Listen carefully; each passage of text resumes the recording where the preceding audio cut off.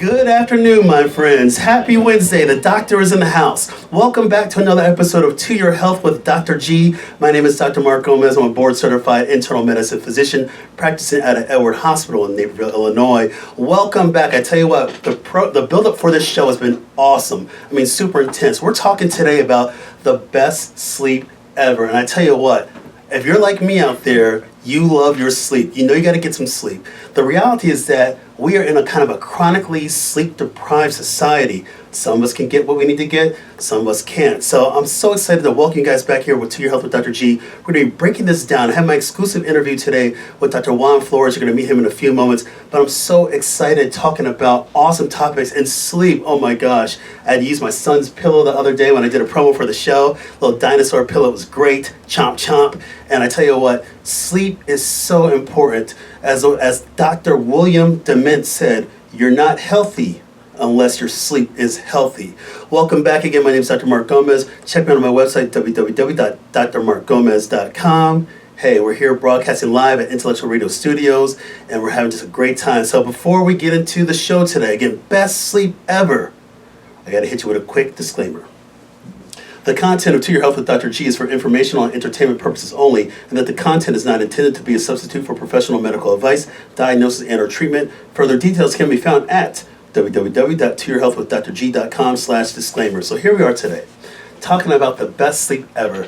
And I have to give a quick shout out to my wife, Tiffany E.R. Gomez, who helped me craft this topic. But it's so important as a primary care physician, as an internist. I mean, we talk about sleep, and I know Dr. Flores is going to give us his thoughts in a few moments.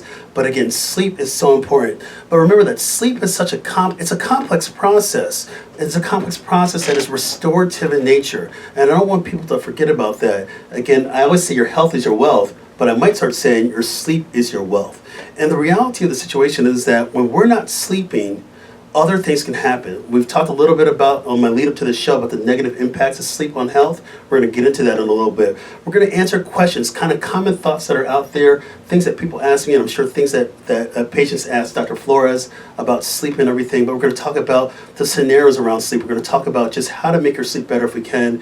And hopefully at the end of the day, you get better sleep. You're going to be better to attack the next day in your life and your well-being. So I'm so excited to have this show. So what I want to do, for those of you that are new to the show, what I do each week is I interview experts in the field, people at the top of their game and what they do for health. And believe me this, the people that I've had on my show, they want you to be successful with your health.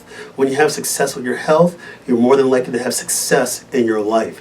And so the people that we have on are super passionate about what they do, and they want you to do the best that you can. And at the end of the day, even though Dr. Flores and I are going to be talking about sleep today and a lot of things about sleep, I want you to talk to your physician. That's the most important thing that you can do. Have that conversation with that doctor in your life, somebody that can help you out and show you the ropes and hopefully get you practical solutions. Again, your sleep is your wealth. Why not? I like that. All right, so I want to introduce my first guest, basically my only guest. There it is, my first and only guest because he's so awesome to me. I want to tell you a quick background story. Dr. Flores and I have known each other for basically about 20 years. I'm letting the cat out of the bag. He and I were at Loyola together and everything, but I'll let him explain that in a few moments. But I want to welcome Dr. Juan Flores. Let me read his credentials. Dr. Juan Flores, he's double board certified in pulmonology, critical care medicine, and sleep medicine. He's with DuPage Medical Group. Check him out, www.dupagemedicalgroup.com. He's also the medical director of the Edward Sleep Center, available at www.eehealth.org. Dr. Flores, welcome to the show. Thank you so much for the welcome. It's good seeing you. We don't get to see each other quite as often. I know. Anymore. Ever since I stopped rounding at the hospital, sorry about their patients out there for me. I guess I don't round in the hospital anymore, but I used to see Dr. Flores all the time. We spent our days at Loyola together, walking in the hallways, and I remember those days getting pimped on like internal medicine rounds and everything like that. But it makes you stronger, I guess. And here we are today, all these years later. Right. And it's been a pleasure for me to watch your practice grow. You've taken care of many of my patients over the years, and they have awesome things to say about you. But you just are so good at what you do. And so when I was coming up with this idea and I reached out to you, I go, okay, Juan, we got to get this show going on, talking about sleep. So I'm excited to have you here. Why don't you tell us a little bit more about yourself? Obviously, I told everybody that you went to Loyola, but you can go ahead and say that again. So where'd you go for medical school? medical residency and then doing your fellowship? Sure. So, well, first of all, I grew up in Minneapolis, and I went to college in New Orleans, Loyola, New Orleans. Came up here for medical school at Loyola Chicago, and I stayed on for residency and fellowship. So I was in the Loyola health system for 10 years, and finished that up in 2008. So I've been out for about 11 years now, and I've been primarily at Edward through DuPage Medical Group and also through the Edward Medical Center.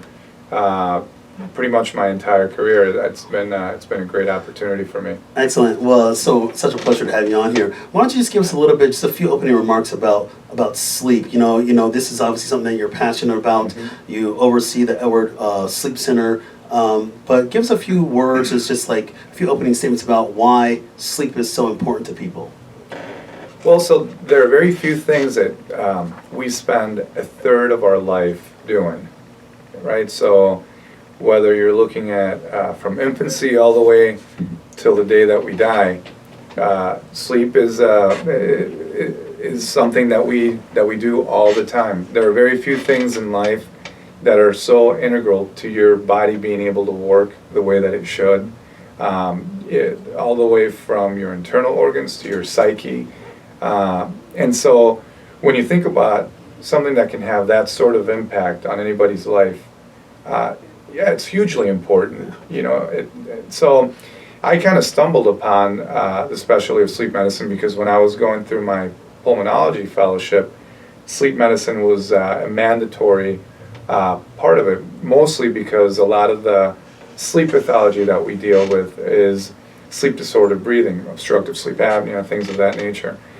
And so initially it was not intention when I first started my training, but I really did fall in love with it, and now that's a big portion of my practice on a day-to-day basis. Well, that is awesome. I mean, I just love hearing this, and then you get one of my patients have come through your office, yep, and you've met them. They are so grateful that we can try to get their health back on the right track, and I think that's us as clinicians, as physicians, trying to provide service and provide care so people can live their best lives and live their lives with dignity, respect, and just doing well with their families and their loved ones. So that's awesome. So now that you guys met Dr. Flores, what I want to do every week on the show, we always talk about what's called the chief complaint. So the chief complaint is when somebody comes into the office, they ask you, you ask them as a clinician, what are you doing here for? But how can we help? How can we serve? And the person comes in complaining of whatever condition it is. So the chief complaint, aka the question of the hour, is, there are evidence-based connections between sleep and health. So how do we improve our sleep habits, especially through lifestyle changes? So again, Dr. Flores and I are going to try to break this down for you out there. What I want you guys to do out there, anybody that you know that has a sleep disorder, anybody that wants to get more sleep or better sleep, I want you to share this show. Share this message with others. Again, we have to have this collective engagement to really move the measuring tape, to just really make those gains that we all want from a health perspective. So share the show. I urge you to do it. And again, the best sleep ever. So before we just dive into this sleep a little bit more, I just want to ask Dr. Flores this question because I ask this to everybody that comes on the show. And this is more just a general observation from your part, but we know we're mired in a lot of chronic medical conditions. The chronic disease burden in this country is astronomical, and it's not going to go down anytime soon. So just from a general standpoint as a physician, what do you think we need to be doing from a general standpoint to kind of try to take a stab at reducing chronic disease burden? What should we be doing, just generally speaking? Truly, I think it's actually quite a lot more simple than what it's made out to be. I think if you don't smoke, if you're able to keep your weight in check, if you exercise somewhat regularly, and if you're able to get adequate sleep, I can assure you, you will live much longer than those that don't. And that doesn't require a single pill. It requires fairly infrequent doctor visits. If you can do just those handful of things, you're already way ahead of the game. That is awesome. And I'll piggyback on that. What I tell my patients all the time, I say, move more, eat better, stress less, and sleep more. If we can do that, And none of that Sure. requires any kind of pill. I agree with you. And then we can make so much change. Again, we still know that the biggest things that do people in, heart disease and cancer, but when you look at the actual causes that lead to that, again, we think about, as you said, smoking, poor diet, and lack of physical activity. Those are the reasons really that drive those burdens. So again, but the only way to move that needle is to have these conversations. So I'm glad we're here today. And again, I asked that question to all my docs, so thanks for answering it. So here we go. So we're going to break down sleep for you. And how this kind of is, when I was kind of coming with some of these questions, I was thinking about a lot of my patients that I've seen in my practice that have ultimately gone on to see Dr. Flores, but also as a primary care doctor, we see a lot of things on the front line. So I want to talk about a lot of common things. We're going to talk about why is sleep important, how can people get more sleep, how much sleep do people need, those kind of things. We're going to try to break that down for you as best as we can.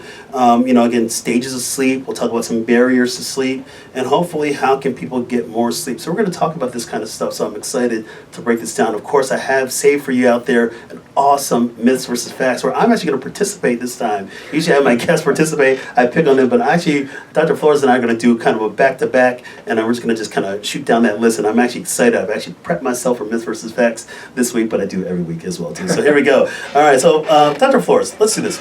Why don't we just break this down in simply? Why is sleep important? Well, it's important in a variety of reasons. During sleep, we're able to process memories. We're able to get rid of memories that we don't need. During sleep, our body heals. Our internal organs heal. It becomes such an integral part of how we are able to carry our day-to-day life. Without sleep, you begin to see multiple organs begin to dysfunction. If there is a long enough period without sleep, it becomes literally torture. And so why is sleep important? I mean, I think historically people have looked at sleep as a variety of different things, where we're going into kind of an ethereal world, but in reality, it gives our body the ability to shut down and heal. And when you look at even very, very elementary organisms like amoebas, they have something akin to that. So all the way from basic animals to microbes and obviously humans, we need that period of time to be able to heal, not just psychologically, but internally. Well, I love how you say, it's the reality is that the lack of sleep is underscored by so many health problems. I mean, it's such associated with that. And, we're going to talk about that in a bit, because I want to really kind of break this down, hopefully organ by organ, the major organ systems that are affected, because virtually every system in the body is affected by lack of sleep. We live in a society where some of us are really good at making sleep a priority, and some of us are really not so good. And then there's a whole bunch of stuff in between. There could be so many factors at play that are barriers to somebody getting good sleep. But I love how you said it's restorative. It's quintessentially us, not only as humans, but as just species in general, that we have to sleep. And we want people to sleep more. I tell it to my patients all the time. We want you to sleep more. And as a matter of fact, some research shows that those people that don't get the 8 hours of sleep that's typically recommended, they are much more likely to die an early death. And I see some studies quote as you have a 12% earlier death risk. Now, I'm not putting lack of sleep on the same level as smoking a ton of cigarettes every day, but we have to have these kind of frank conversations on something that we all know that we should get more of. And again, there's some barriers that are out there that may prevent us from getting good sleep, but we all know we should get more sleep and restore the body. Well, I think that when people come in and talk about their sleep disorders, oftentimes the thing that is just very obvious is that sleep deprivation is their main disorder. A lot of times people come in and think they have way too much sleepiness during the daytime, and they are looking for ways to improve the quality of their sleep, and people are coming in looking for medications to help keep them stimulated. And in reality, it isn't neither a need for more stimulants like caffeine or medications, and oftentimes it isn't necessarily the need to improve the quality of sleep. It just simply boils down to the quantity of sleep. If you look at our society now compared to even 100 years ago, the amount of light pollution that there is enormous. And so in a society where we have electricity, where we have lights running 24/7, the average amount of sleep that we get now compared to, say, in the early 1900s and even before that, has gone down by over an hour and a half. We used to follow our own circadian rhythm. We would follow the night-day cycle, and we would sleep during a large portion of the time that it's dark. We don't do that anymore. Now, it's interesting because I think about our sympathetic systems, our fight or flight systems versus our parasympathetics, the rest and digest, and our hunter-gatherer forefathers. They allowed proper time to rest and recover, and ultimately go out again doing what they needed to do. We just don't do it. You're right. We are perpetually connected. I think that's a big issue that we're doing. We're perpetually connected to our phones and whatnot, and we don't set up the right environment that allows for proper sleep. And I know that's a challenge that we need to do. And one of the things that I usually say, ask people when they come in and see me, I go, well, what's your sleep environment like? And I don't care about all the advertisements that are out there, because people are just trying to make money. And so when you think like, oh, I need this kind of bed, I need this kind of bed, and people will spend thousands of dollars literally on these products, a new bed and all this kind of stuff, and they still can't get the sleep that they need, the quality and the quantity, specifically the quantity of the sleep. So what's your take on that kind of stuff? Should we be just, are there any kind of tricks of the trade that you might have people do? Should we all be having, blackout shades in our rooms? Should we just get rid of our TVs? Should we throw our phones away and properly sleep?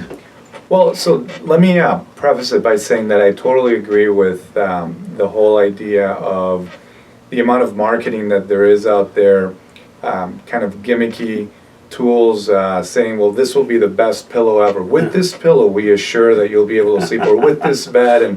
And certainly some of those things can make you a little bit more comfortable. But in reality, when you really think about what you need for sleep, you need a quiet, cool, dark, and comfortable environment.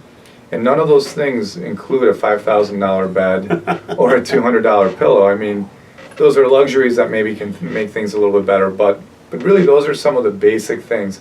So in regards to the things that you should have and not have in bed, televisions, absolute no-nos. That is, a lot of people come in and say, I can't fall asleep without having ambient noise. In particular, I can't fall asleep without having the television on. And unfortunately for some people, they've conditioned themselves to that point to where they really would struggle without the TV.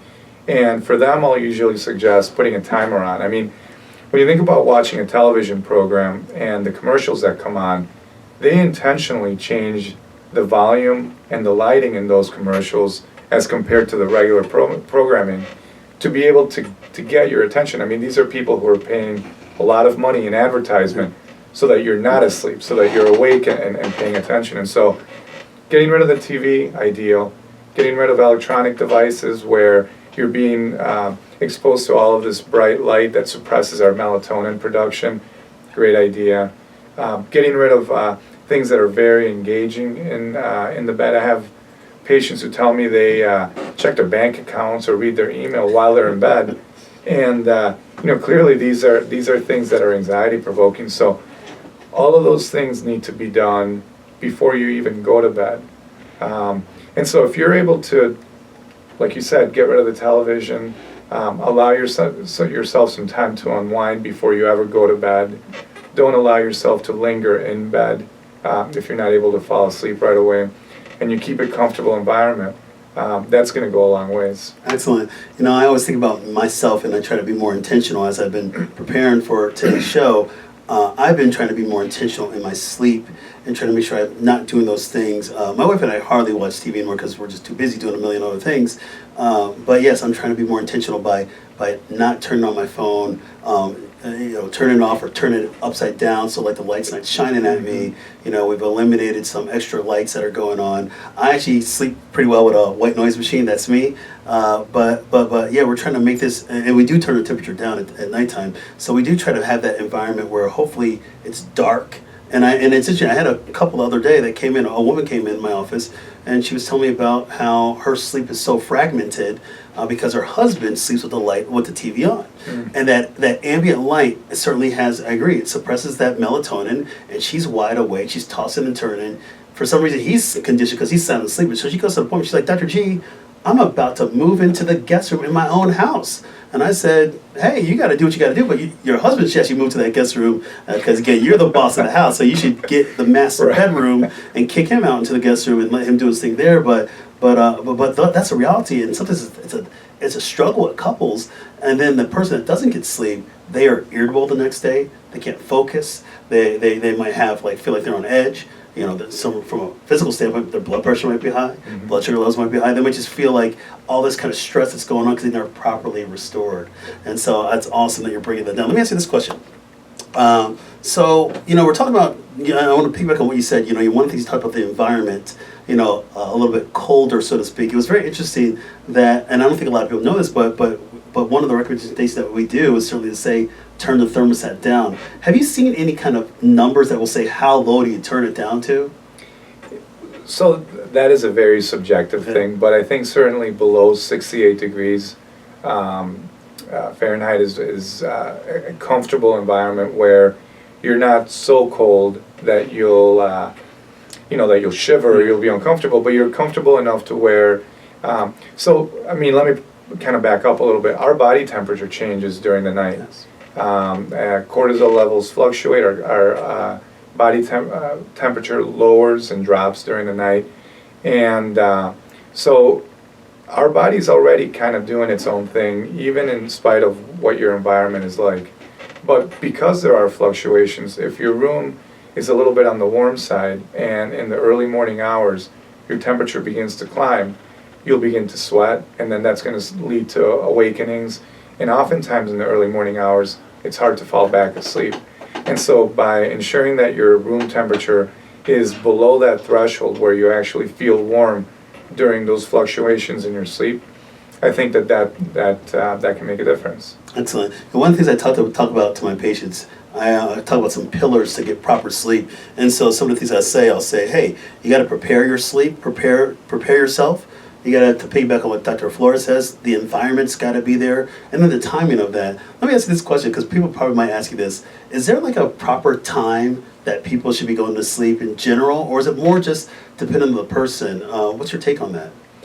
So there's definitely timing that goes into it, and I think that we try to alter that timing because of life circumstances, having to work a second shift and so on. But if we really just allowed our body to kind of do its thing, when the sun goes down, we begin to release melatonin, which stimulates sleep.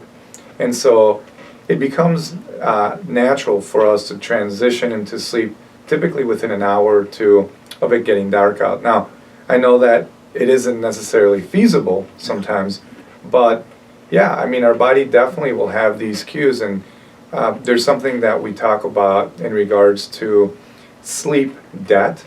That's something that occurs from the minute that you wake up in the morning till you go back to bed. And so when we wake up in the morning, assuming we're well rested, during the period of wakefulness as the day goes on, we become more fatigued. That fatigue we could call sleep debt. And so as that sleep debt goes up, there is a critical threshold that we will hit where our body just is ready to give in and go to sleep. And usually that coincides very closely with what our circadian rhythm is doing. And so what ends up happening is that if you do go to sleep, the sleep debt goes down very quickly. And as that's going down, our melatonin levels are going up very rapidly. So the second half of the night, we're able to stay asleep as a result of peaking melatonin levels, until they finally both go down enough to where we have a spontaneous awakening. Yeah, it's interesting. I love that breakdown. I know one of the things that I understand a lot more is as I've been preparing for the show is obviously those hormones. Let me take a step back. We're talking about a very complex, regulated system by your brain that affects your sleep and wake cycles. But of course, sleep itself is rather instantaneous. We're conscious one moment and unconscious or lose consciousness because we're asleep the next moment. So it's very instantaneous, but the process is so complex. And when I think about sleep-wake cycles, yes, we want to make sure our melatonin levels, as Dr. Flores said, is high. Some people may try to take melatonin. We'll might talk about that in a second. You want those cortisol levels, those adrenaline levels to come down. Those are things that kind of stimulate the cerebral cortex, the brain that keeps you awake. And we want this to be balanced out. But it's as you said, it's so much more. When we start saying, okay, it's time to go to sleep, sometimes it's not feasible. The average adult, typically how our bodies are designed, I think, we're awake 16 hours a day and we should be asleep 8 hours a day. But again, that's not as feasible. But you can't stop your circadian rhythm, your natural flow of things in the body. It's hard to sometimes fight against it. So you're saying, again, when there's cues, we should probably listen to those cues? Correct. Absolutely. And, there are a lot of strategies when it comes to just good sleep hygiene that you can do in order to allow your body to do that. There are certain things that we can do that are great for us but are terrible for sleep. Like, for example, if you were to exercise vigorously right before bed, well, exercise increases your cardiac output, it increases blood flow, it causes you to release things that in essence stimulate you, endorphins. And so is exercise good? Yes. Is exercise good for sleep? Yes. Is exercise immediately before sleep good? Absolutely not. So there are things that you have to do to kind of shape your lifestyle around when you're going to get sleep. Well, I know the hardest thing is really trying to find that time, because again, we know we should be sleeping, but again, for people that are busy out there, they're busy parents, and maybe they're doing school late while they're doing a lot of things, take care of children, whatnot, working different shifts. It can really kind of throw things out of whack, and especially I think about some of my patients, and you've seen those patients, the patients that work late shifts because that's how they got to do it, and get through the grind and do what they got to do for their living, and then to go home at daytime when you have a lot of light that stimulates wakefulness. That can be a bit of a challenge, and it's actually when they're at nighttime. Well, maybe it's when they get in that environment, in that work environment, because all the light, they're awake at 3 in the morning. But it really kind of disrupts things because they're not getting the darkness that we need to have that helps maintain those melatonin levels. Yeah, I mean, people who work the third shift oftentimes can go on to develop something called shift work sleep disorder, which is a circadian rhythm disorder, and some people are able to adjust over the course of time by really making a conscious effort to change their lifestyle. But a lot of people, even in spite of their best effort, are still not able to do that. And for those people, it can be pretty devastating. They can develop weight gain, they can develop hypertension, they can develop mood disorders, and oftentimes they require medications to either stimulate them while they're awake working or to get them down to help them sleep. And that's also a really difficult pattern to get into, of the uppers and downers throughout the day, just to be able to function. Do you try to, when you see your patients in your practice, do you try to obviously go a non-pharmacologic route before you go into a pharmacologic route? 100%. I mean, we should do absolutely everything we can to correct whatever sleep pathology there is before we ever lean on pharmacologic therapy, for a lot of reasons. Medications that we use, even though they can be helpful, are oftentimes habit-forming. They have side effects. And as more and more research comes out, the more we find out that people who are on some of these medications long-term can actually have negative consequences permanently. And so, yeah, for me, medications are truly kind of a last resort. Very well. Let's break this down. We're talking about sleep and the impact on the body, because again, it affects every organ system in the body. So let's talk a little bit about some of the negative impacts that we see on sleep. So, we'll kind of maybe tag team this a little bit, because I like this as well too. Yeah. So why don't we start and then I'll kind of give my perspective from an internal medicine perspective and what I see. But we'll start out with the circulatory system. So things that I see, of course, blood pressure. I mean, without a doubt, faster heart rates. But also we see a lot of vascular issues. Certainly lack of sleep increases risk for cardiovascular disease, heart attack, and stroke. And so, we're talking about, which of course is the number one cause of death worldwide, is cardiovascular disease. And so we want to make sure that, hey, if you want to minimize your risk for a heart attack, stroke, hypertension, things like that, you got to get good sleep. So let me ask you this one. Let's just switch systems. All right, what's your take on sleep and lung health? Since you are a pulmonologist by trade, Sure. have you seen any kind of connection between sleep and lung health at all? So yes, absolutely. There are several connections, but I think it would be kind of important to differentiate the pathology in sleep that we're talking about. If we're talking about sleep deprivation and the problems that go with that, you can go down one avenue. If you're talking about sleep disordered breathing, like obstructive sleep apnea or complex sleep apnea, that has its own set of secondary problems. And so when it comes to pulmonary health, I mean, you have increased blood flow through your lungs during sleep because the blood vessels tend to relax more. The heart doesn't have to struggle as much to pump blood through your circulation, including your pulmonary circulation. And so in that sense, there's a correlation. There's also a correlation in things like, for example, asthma, where people can have more frequent asthma exacerbations during the night for a variety of different hormonal changes that occur within the body. And then leaning towards the obstructive sleep apnea part of it. In obstructive sleep apnea, of course, your airway is not able to stay open, your upper airway, so you're not able to breathe adequately. So then you have pretty big fluctuations in your oxygen levels as your body tries to recover from each pause in breathing. And so then, of course, that can then bring on other problems. Excellent. I want to take digestive. So a lot of people ask me again, what's the difference with how does sleep relate to the digestive system? You know, we see lack of sleep. We see sleep deprivation manifest itself as overweight and obesity. I think that is a big thing. And so you make two hormones, leptin and ghrelin, or some people say ghrelin, I don't know how they say it, but I call it ghrelin. And leptin, these are your hunger hormones. And so leptin, of course, it's a hormone tells the brain that it's had enough to eat, while ghrelin increases your appetite. When you have a lack of sleep, these kind of things reverse. And so you won't control it, you won't have that signal to stop eating. A lot of people that are that lack sleep, or have a perpetual sleep disorder, they want to be overeating, higher calorie consumptions. That, of course, leads to higher insulin levels. And, of course, we're talking about risk for type 2 diabetes. And so, yes, I tell people this. If you want to have a good appearance and try to minimize your risk for overweight or obesity, or you start gaining weight and you're noticing that your sleep is off, I definitely tell people to make sure that they talk to their doctor and try to get some good sleep, because that might be something that is really driving that process or the lack of sleep. Dr. Flores, what's your take on sleep and maybe skin, dermatologic? Have you seen anything? There are some things. To piggyback on the GI symptoms, because that's actually one of my favorite things to kind of talk about. Acid reflux, as an example, is a very common disorder. Some people have irritable bowel syndrome, other inflammatory bowel conditions, and when people are sleep deprived, we know that there are a number of different inflammatory markers that will go up. As I mentioned earlier, sleep is when our body heals. When our body isn't given that opportunity, inflammatory markers go up, and they can actually impact your bowel health.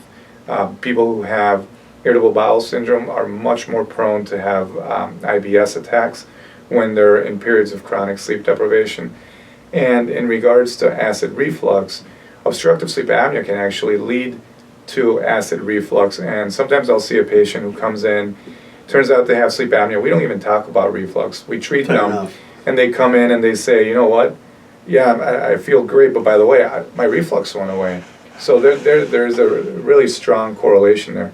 So going back to skin, I like that. That's one of my favorite. I was actually going to piggyback real quick off of what you said when you talk about inflammatory markers and proteins that we make called cytokines that are really protective when it comes to your immune system. So we see a lot of people that have sleep deprivation and they're not maybe secreting some of these protective proteins, and they actually have increased risk for immune system dysfunction.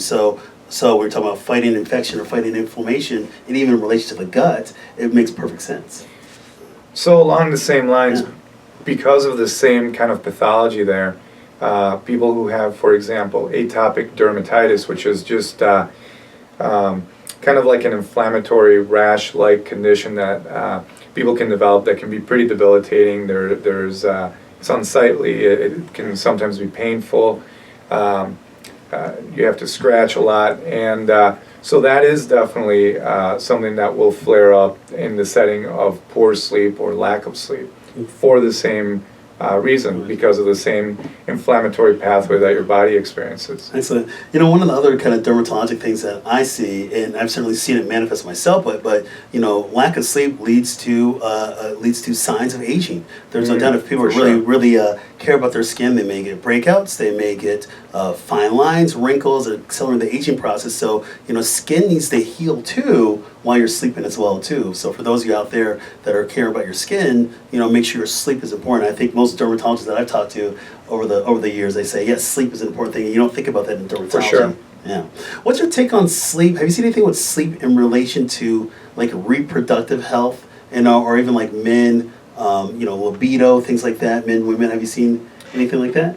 Sure. So testosterone, which is the male hormone that allows us to have a normal libido and function normally, can go down significantly when you're sleep deprived or when you have other sleep problems, like again sleep apnea or other conditions that will fragment your sleep. And so one of the very common telltale signs of somebody who is young and otherwise healthy but is experiencing erectile dysfunction could be that their sleep is terrible, and as a result testosterone levels are low and they're just not able to perform. So I've seen those kind of cases of sure. some of my young men that have come in and we check their levels and they are low, and we go back and say, how's your sleep? And they'll say the sleep is horrible. Mm-hmm. And so when they say, wow, I just don't feel like I'm in the mood, there's no doubt that correlation's there. I just say, if you sleep better, things should help restore. And then over time, you know, some guys will come in, well, should I be taking testosterone? I go, no, you should actually just be getting better sleep. And a quick plug to my show that I did a few weeks ago, 2 weeks ago, that testosterone show, Myths, Facts, and Other Realities. It's available on demand on my website as well as on all your podcasting apps. But I also say when it comes to reproductive stuff, there's been case reports of women having infertility challenges, for sure. And certainly the decreased libido thing. I think that's pretty explainable, but across both sexes. So there are some hormonal changes that can happen naturally that can also impact the quality of sleep. So for example, in women, as they go into the pre-menopausal state and once they go through menopause and they don't release as much estrogen and progesterone, that in and of itself will cause fragmentations in sleep, not only because of hot flashes and things that are more common, but also because as estrogen and progesterone goes down, it can actually make the tissues in the back of the throat more lax. So it can actually increase the incidence of sleep apnea. And so I'd say at least once a week I'll see a lady who'll come in and say, you know, I used to snore once in a blue moon and I felt refreshed. Went through my changes. My weight is about the same, but now my husband's telling me that I snore a lot more and I'm tired all the time. And what occurred there was just normal physiologic changes which are now causing a sleep disturbance. Wow.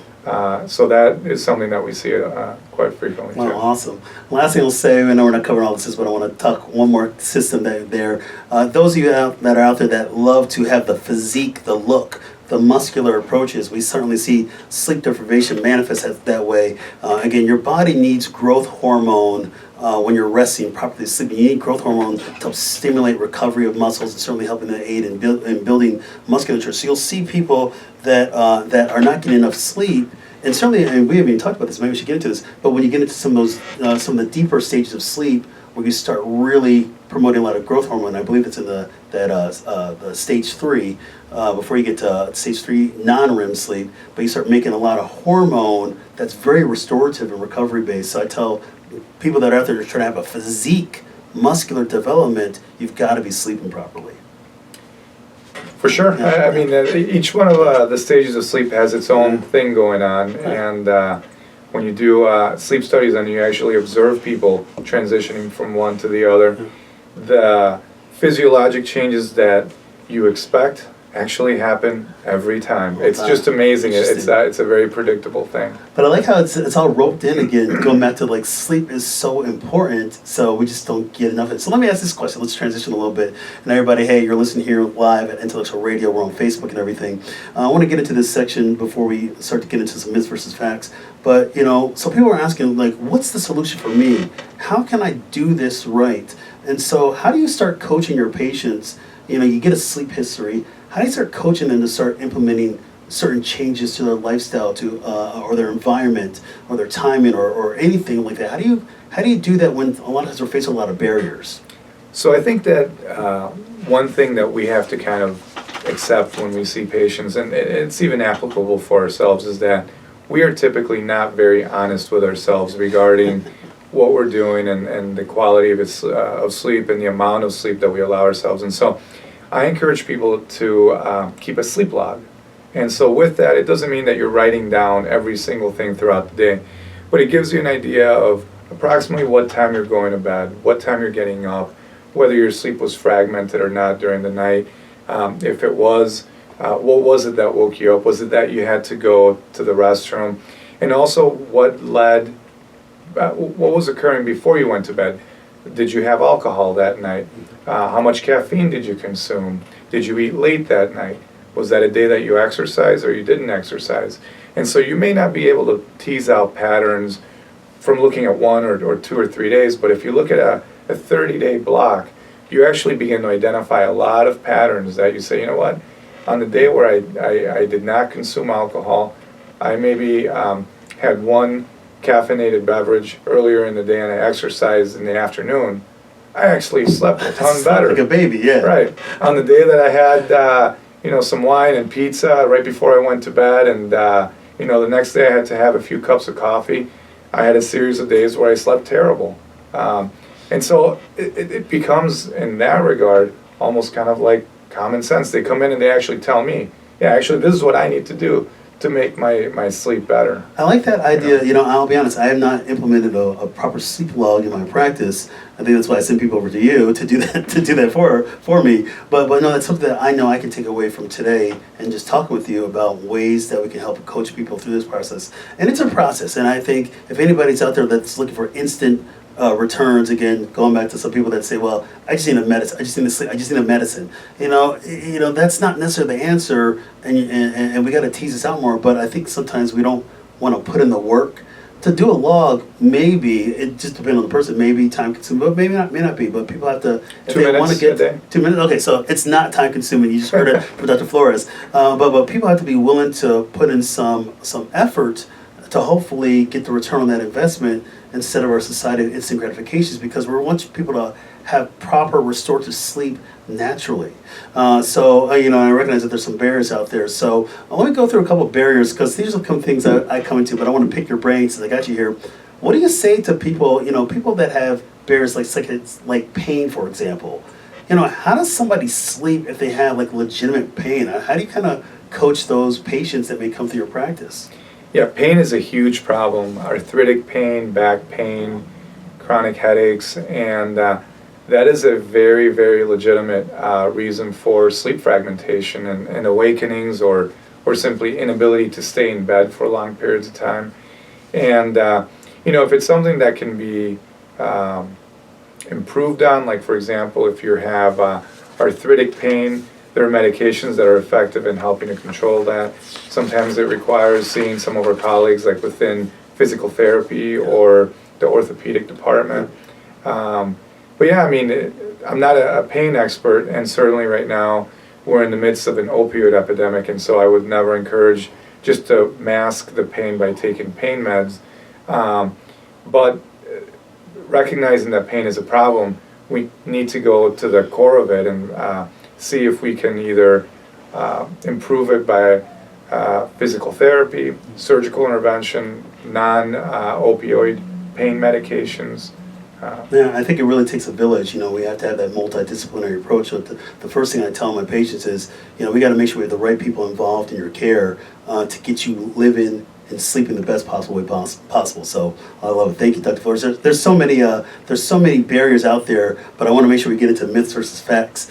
So myths versus facts, here's how we do it. Each week on the show, I ask my panelists, we break down a thing, and really it's all about building trust and delivering truth. So we're all about making sure you out there at home have the right information to be well with your health, to do better, and to make sure that at the end of the day you're living as healthy as possible and enjoying your life as much as possible. So there's a lot of misinformation out there about sleep, and so today Dr. Flores and I are going to try to break this down. I actually am going to participate a little bit in myth versus facts, I usually don't, but that's all right. So I'm going to kind of give you the harder ones, I'm just joking, and give me the loud balls. I want to do the underhand pitches, why not, on myth versus facts. So here it is, myth versus facts, the best sleep ever. So I'm going to say a statement, and then I'll ask Dr. Flores to say myth or fact, and maybe a few sentences why. We'll kind of do like this, a little rapid fire, myth or fact and why, and I'll also participate. So here we go, Dr. Flores, you get the first one.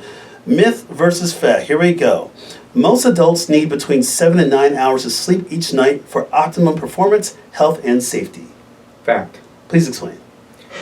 So when you look at the average amount of sleep that most people require, it actually falls within a kind of like a bell-shaped curve, if you can imagine it.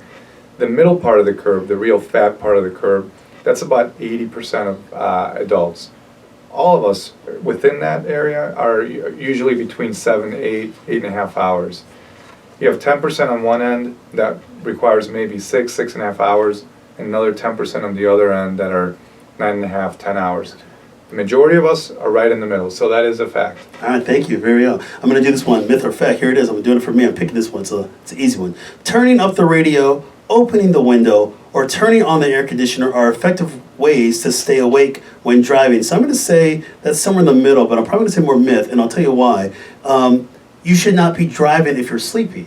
And so puts up for a very dangerous scenario. So even if you find yourself turning up the radio or opening the window, turning on the air conditioner, those are not replacements for getting proper sleep. So I would say that let's address the sleep issue, the sleep deprivation issue, and hopefully you don't have to go to those resorts. And those resorts that are out there, and let's be honest, we've all done it. We've done some cross-country drives in my family. I try to do some of that stuff and I'm still sleepy. So there, I'm going to say that's a myth. All right. Pull over. Pull over. Oh, I like that. Pull over. Pull over. And sleep. We encourage people, if you're getting to the point where you need strong stimulation just to be able to stay awake, the process of staying awake is not enough to be able to stay alert.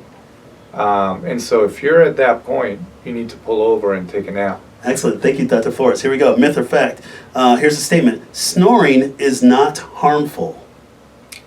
That is a myth. Please explain.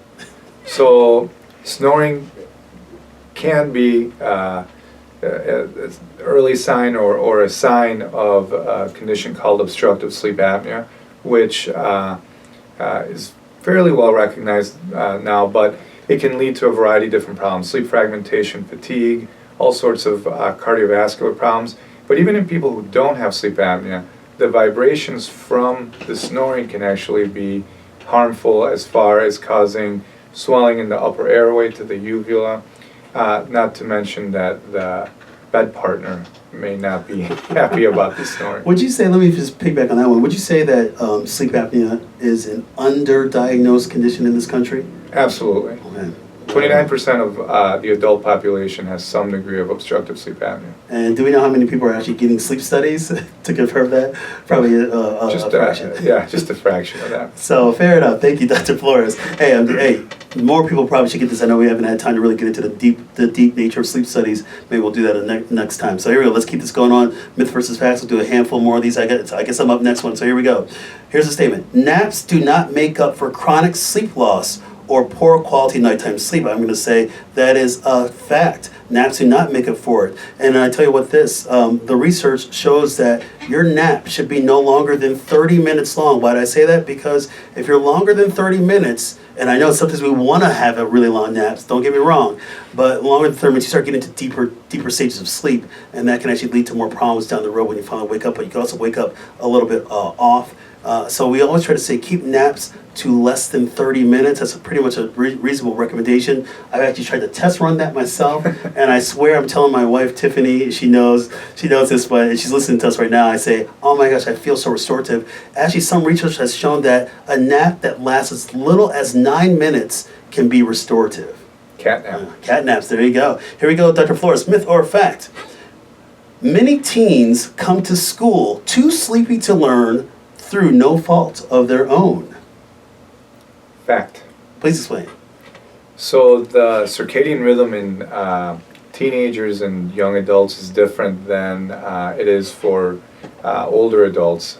So they have something called delayed sleep phase syndrome, which basically means that their own circadian rhythm wants them to stay awake later into the evening and sleep later into the night.